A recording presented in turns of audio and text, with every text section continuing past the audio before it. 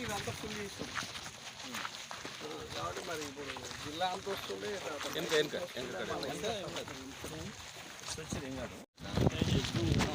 కూడా తీసుకెళ్ళారు ఇంత ముందు పోతే తగ్గుతుంది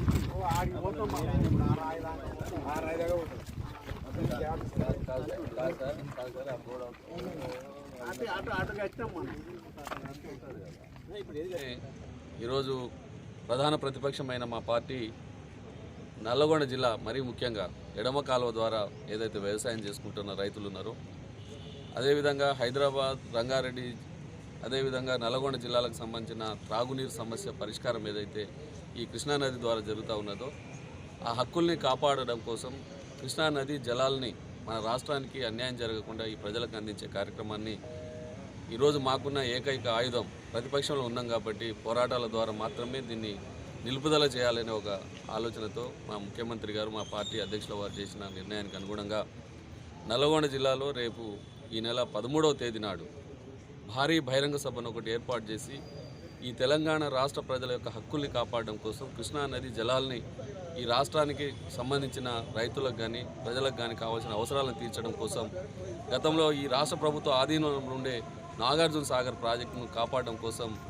మరి ఒక పెద్ద ఎత్తున బహిరంగ సభను ఏర్పాటు చేయాలని చెప్పి నిర్ణయం చేసినాం. ఆ నిర్ణయానికి అనుగుణంగా ఈరోజు మరి జిల్లా పోలీస్ అధికారి ఎస్పీ గారికి పర్మిషన్ కొరకు గ్రౌండు మైక్ వాటన్నిటి కూడా పర్మిషన్ కావాలని దాని కొరకు దరఖాస్తు ఇవ్వడానికి ఇక్కడికి వచ్చినాం. వారు కూడా ఒక 2 రోజులలో వెంటనే దానికి సంబంధించిన పర్మిషన్లు కూడా ఇస్తామని చెప్పారు. ఈ భారీ బహిరంగ సభకు నల్లగొండ జిల్లా ప్రజానీకం అంతా కూడా రైతులందరూ కూడా స్వచ్ఛందంగా పెద్ద ఎత్తున తరలి రావాలని మొట్టమొదటిసారిగా ప్రధాన ప్రతిపక్ష హోదాలో మా గౌరవ మాజీ ముఖ్యమంత్రి వర్యులు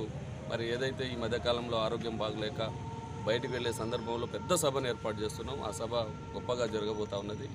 తెలంగాణ రాష్ట్ర రైతాంగం యొక్క హక్కుల్ని ఎప్పుడైనా కాపాడేది కొట్లాడేది తెలంగాణ ప్రజల యొక్క